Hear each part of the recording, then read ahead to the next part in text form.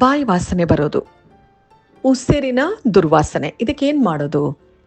ಎಷ್ಟೊಂದು ಜನಕ್ಕೆ ಈ ಪ್ರಾಬ್ಲಮ್ ಇರುತ್ತೆ. ಬಟ್ ಕೆಲವು ಸರ್ತಿ ಏನು ಗೊತ್ತಾ, ನಮಗೆ ಬಾಯಿ ವಾಸನೆ ಇದೆ ಅಂತ ನಮಗೆ ಗೊತ್ತಾಗಲ್ಲ. ನಾವು ಯಾರ ಜೊತೆ ಮಾತಾಡ್ತೀವಿ ಅವ್ರಿಗೆ ಗೊತ್ತಾಗತ್ತೆ. ಅವ್ರು ತುಂಬ ಕ್ಲೋಸ್ ಇದ್ರೆ ಹೇಳ್ತಾರೆ, ಈ ಥರ ಬಾಯಿ ವಾಸನೆ ಬರ್ತಾ ಇದೆ ನೋಡು. ಕ್ಲೋಸ್ ಇಲ್ಲ ಅಂದರೆ ಕಷ್ಟ ಅಲ್ಲ. ಜೊತೆಗೆ ನಮ್ಗೆ ಎಷ್ಟೇ ಕ್ಲೋಸ್ ಇದ್ರೂ ನಾವು ಅದನ್ನು ಹೇಳೋಕ್ಕೂ ಕಷ್ಟ ಆಗುತ್ತೆ.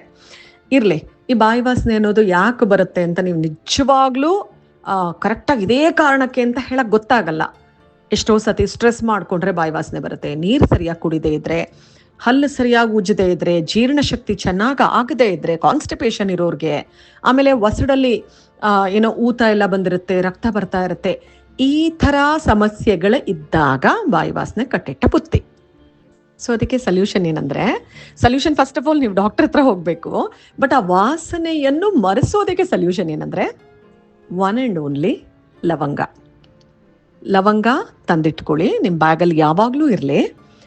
ಏನನ್ನಾದರೂ ತಿಂದ ಮೇಲೆ, ಚೆನ್ನಾಗಿ ನೀರು ಬಾಯಿ ಮುಕ್ಕಳಿಸಿ ನೀರು ಕುಡಿದ ಮೇಲೆ ಒಂದು ಲವಂಗಾನ ನಾಲಿಗೆ ಮೇಲೆ ಇಟ್ಕೊಂಡು ತಕ್ಷಣ ಒಂಥರ ಚ್ಯೂ ಮಾಡಿ ತಿಂದುಬಿಡೋದಲ್ಲ, ಹಾಗೆ ಅದರ ರಸನ ಕುಡಿತಾ ಇರಬೇಕು. ಮತ್ತು ದಿನಕ್ಕೆ 2 ಲವಂಗಕ್ಕಿಂತ ಜಾಸ್ತಿ ಬಳಸೋ ಹಾಗಿಲ್ಲ. ಅತಿಯಾದರೆ ಅಮೃತನೂ ವಿಷ. ಸೊ ನಾ ಹೇಳಿದ ಅರ್ಥ ಆಯ್ತಲ್ಲ. ಲವಂಗ ತಂದಿಟ್ಕೊಳ್ಳಿ ಪ್ರತಿದಿನ. ನಿಮ್ಗೆ ಯಾವಾಗ ಬಾಯಿ ವಾಸನೆ ಬರ್ತಿದೆ ಅಂತ ಅನ್ನಿಸ್ತಿರುತ್ತಲ್ಲ, ಸೊ ಆ ಟೈಮಲ್ಲಿ ಬಾಯೆಲ್ಲ ಏನೋ ಒಂಥರ ಗೊತ್ತಿರುತ್ತೆ ನಿಮ್ಗೇನೇನೆ, ಒಂದೇ ಒಂದು ಲವಂಗ ನಾಲ್ಗೆ ಮೇಲೆ ಇಟ್ಕೊಳ್ಳಿ. ಒಂದು 10 ರಿಂದ 15 ನಿಮಿಷ ತೊಗೊಳುತ್ತೆ ಅದು ಕರಗೋದಕ್ಕೆ. ಲಾಸ್ಟಲ್ಲಿ ಫುಲ್ ಮೆತ್ತಗಾಗಿರುತ್ತೆ, ಅದನ್ನು ನುಂಗ್ಬಿಡೋದು, ಎಸೆಯೋದು, ಬಿಸಾಕೋದು, ಉಗಿಯೋದು ಎಲ್ಲ ಅಲ್ಲ. ಸೊ ಈ ಥರ ಮಾಡ್ತಾ ಬನ್ನಿ, ಖಂಡಿತ ನೀವೇ ಹೇಳ್ತೀರಾ ಬಾಯಿ ವಾಸನೆ ಇಲ್ವೇ ಇಲ್ಲ ಅಂತ.